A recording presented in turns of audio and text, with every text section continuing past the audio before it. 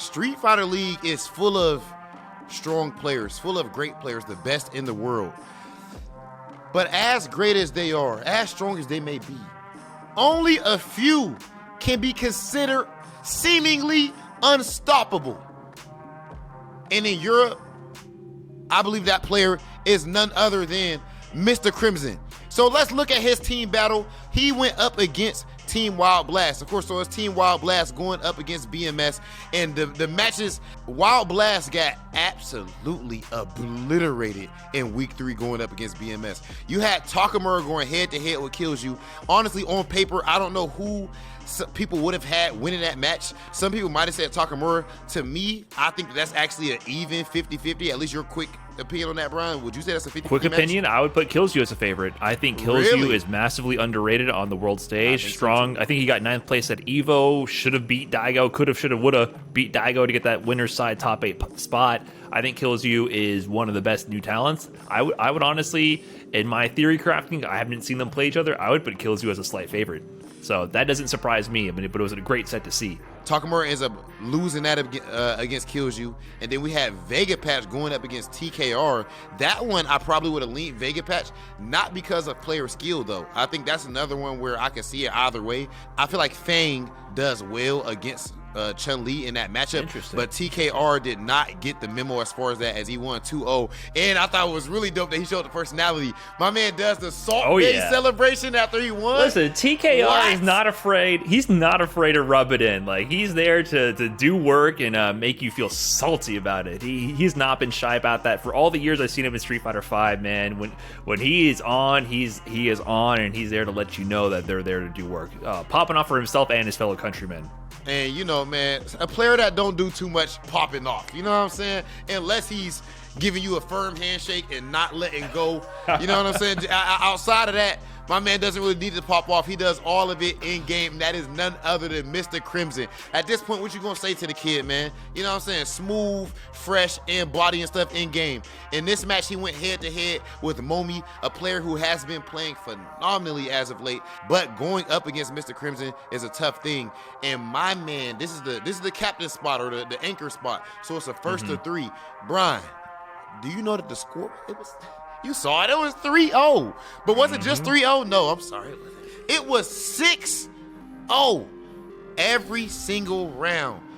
I don't care if you can try to play random, you can try to wild. There is nothing you could do solid. There was nothing that Momi could do, and that's someone who is a long tenured player, even back in the Street Fighter 4 days all the way to now. Just goes to show just how strong my man Mr. Crimson is. At this point, what are we really saying, man? He's got to be the most unstoppable player. When you look at this, and when you look at the fact that he did play Problem X last week as well, which is probably that's the marquee matchup. But that said, there was another team battle this episode for Street Fighter League Europe, and I'm not gonna lie, I'm a little bit disappointed with how it went, because I was talking up a lot this team, Reason Gaming, who had a very good first showing up against Team Go. This is like the other UK squad, right? These are the players that those in the know have heard about, but maybe they're not as familiar with those at home who don't watch every single event all over the world, right? They had a great showing against Team Go, but this time they went up against the counterparts. I don't want to put them down too much, but this really did feel like if you had to pick a team from UK, you have the A team and the B team. And I wanted the B team so bad to prove so nice. That they were that level, and they've done it in the past. They've all taken tournament sets off the players on Team Mouse. They've done it in high stakes situations, or they push them to their limits in CPT World Warrior events, Salt Mine Leagues, you name it. These guys have been there and they have proven themselves to be a competition. But Mouse Gaming takes it 3-0 over Reason Gaming. They put up 4 fills, they put up Shacks, they put up Problem X, and they secured victories over MQS Soundboy and One Step Layered in kind of boring fashion, honestly. I was a little bit disappointed because, especially Problem X, One Step Layered, we've seen how far One Step Layered has pushed Problem X in the past in CPT events, but I guess when it was just this time at this going, it just wasn't there. But man, I just feel like maybe they need another go at it. I believe the teams will have a run back at some point in the season. Maybe this time it'll be a little bit closer, but for now,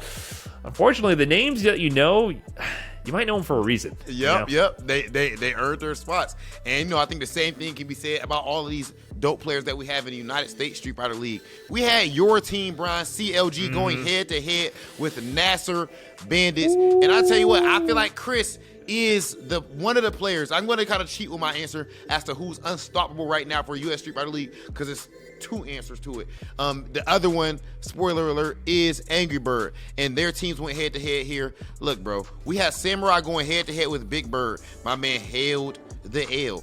And then I was extremely excited to see Filipino Man versus Kaba. Kaba does have a lot of experience in that matchup because Louis Man plays Rose. Yeah. Of course, so they have a lot of experience in that matchup.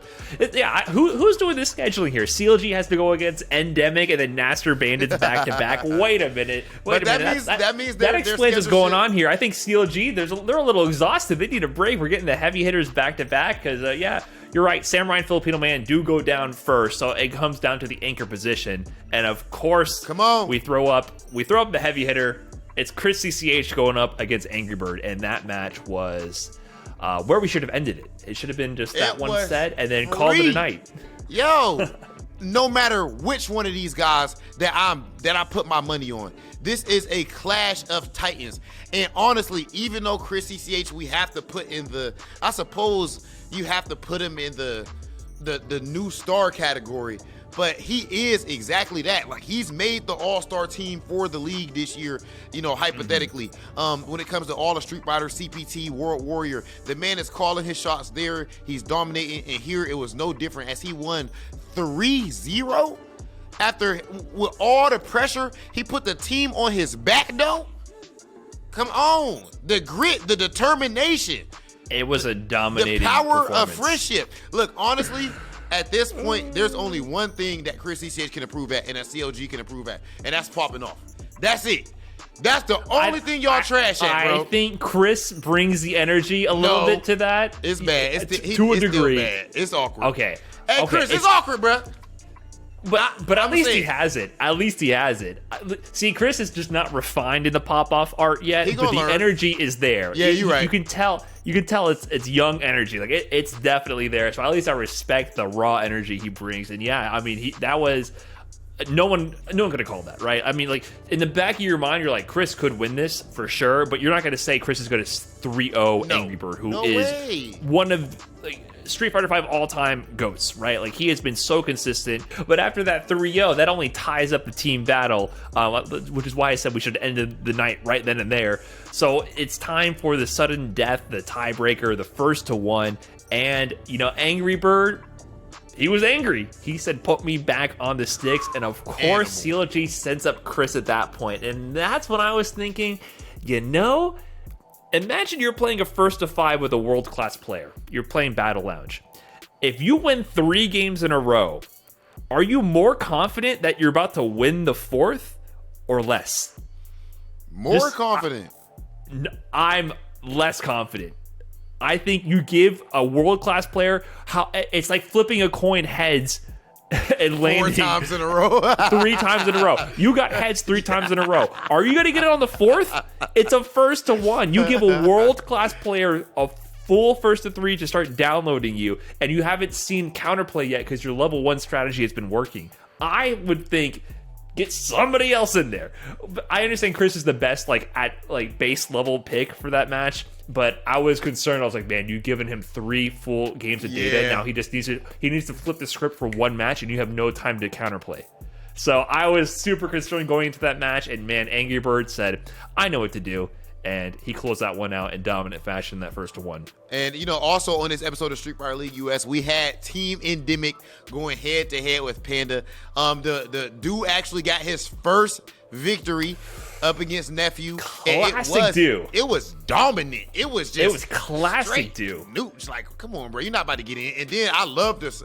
I like you even said the classic, vintage Knuckle Dude. Seeing Dew on Guile and just get this momentum rolling, and once it started, it didn't stop. That steamroll offensive Guile style that that's his signature style. I think Kaba kind of follows a similar school of thought from that Guile playstyle to a degree, but Knuckle Dew was the originator of that in my view in Street Fighter 4 and then bring it to Street Fighter 5. So I was just, it was just beautiful to see Knuckle Dew in prime form for that match.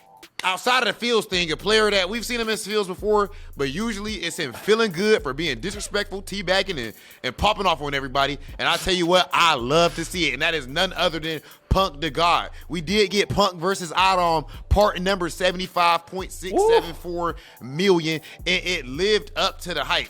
In this one, I love this show. I love the reruns. Like, it never gets it's so old. good. It's so good. It's like Tokido Daigo. Imagine thinking I'm tired. No, please run that tomorrow. Like, you know, so in this Adam versus Punk match, I'm gonna keep it a bean, a thou wow with y'all. I thought Adam was about to beat his ass, man.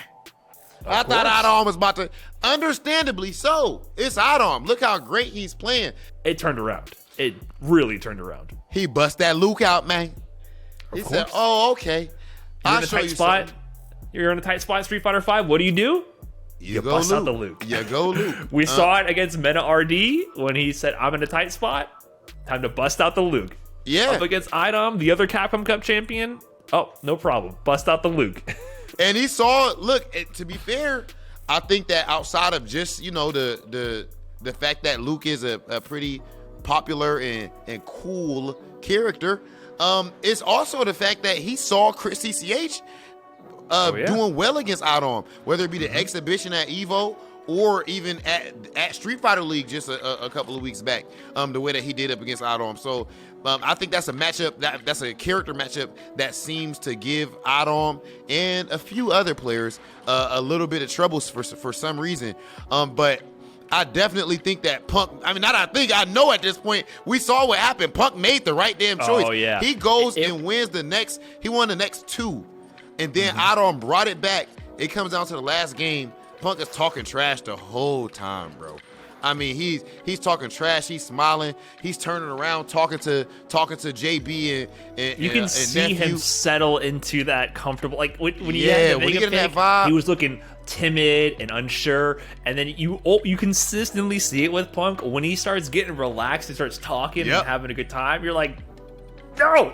Like if you're as a opponent, you're like, no, go back to being scared and nervous for me. Stop having fun. Stop relaxing, because that's when he's unstoppable, right? It's the final round, the final moment. If Idom was in the lead up until that moment in the final game, Punk gets that lucky break, that one lucky break, and he's like, you're done. I have the confidence, the momentum. You dropped, you cracked first. He ran that momentum into an excellent offensive sequence, found that jump angle in the corner. He managed to get Poison's anti-air to not work. Like, the momentum was just, that was it. That was the psychological break, the in-game momentum, and he closed it out in dominant fashion for the last 15, 20 seconds of a very close back and forth set. And man, it was just amazing to see the level of Street Fighter these guys continuously put out.